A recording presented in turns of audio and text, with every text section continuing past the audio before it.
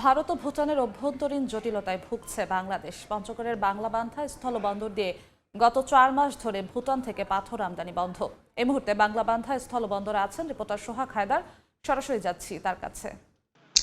দেশের ৪ দেশীয় স্থল বন্দর বলা হয় পঞ্চগড়ের বাংলাবান্ধা স্থল বন্দরকে। মূলত এই বন্দর থেকে বাংলাদেশ, ভারত, নেপাল ও ভুটানের সাথে যে ব্যবসায়িক কার্যক্রম সেটা কিন্তু সড়ক পথে পরিচালনা হয়ে আসছে।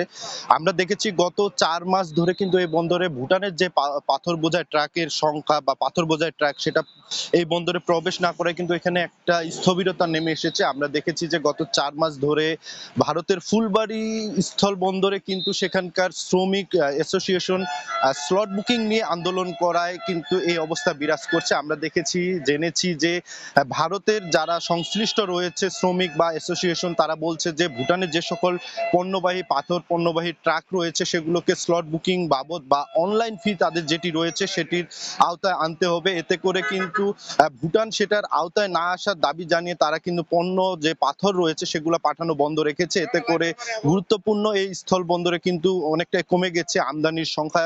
আমরা দেখেছি যে গত ২ মাস ধরে কিন্তু ভারতের যে পাথর রয়েছে সেগুলো আসলেও কিন্তু পর্যাপ্ত পরিমাণ গাড়ি কিন্তু আসছে না। আমরা জেনেছি যে প্রায় ৭০ থেকে ৮০টি ট্রাক প্রতিদিন এই বন্দরে প্রবেশ করলেও কিন্তু সেগুলোতেও রয়েছে নানা অভিযোগ।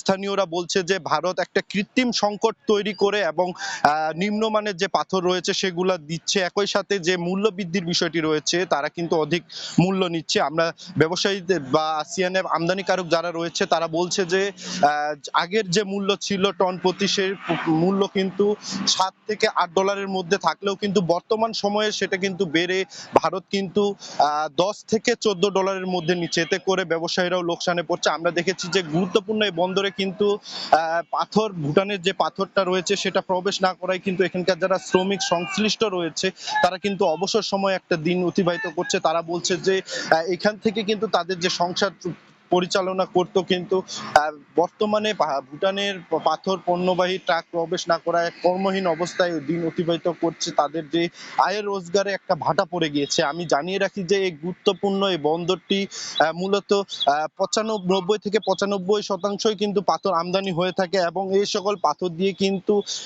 দেশের অনেকটা চাহিদা পূরণ করা হয়ে থাকে। তো আমরা দেখেছি যে বন্দর সংশ্লিষ্ট যারা রয়েছে ব্যবসায়ী তারাও কিন্তু অনেকটা মানব সমস্যায় পড়েছে। একই সাথে বন্দরের সাথে সংশ্লিষ্ট যারা ক্ষুদ্র ব্যবসায়ী রয়েছে, যারা পাথর ক্রাশিং মেশিনের সাথে যুক্ত ব্যবসা করছেন তারাও কিন্তু পাথর না পেয়ে কিন্তু বন্ধ রেখেছে তাদের কার্যক্রম। তো সার্বিক বিষয়ে বলা যায় যে পঞ্চগড়ের এই গুরুত্বপূর্ণ স্থল বন্দরটি কিন্তু পাথর আমদানি না হয় এখানে পুরোপুরি একটা কর্মহীন অবস্থা বিরাজ করছে। একই সাথে বন্দরের কার্যক্রম স্বাভাবিক থাকলেও কিন্তু পাথর আমদানি হচ্ছে না।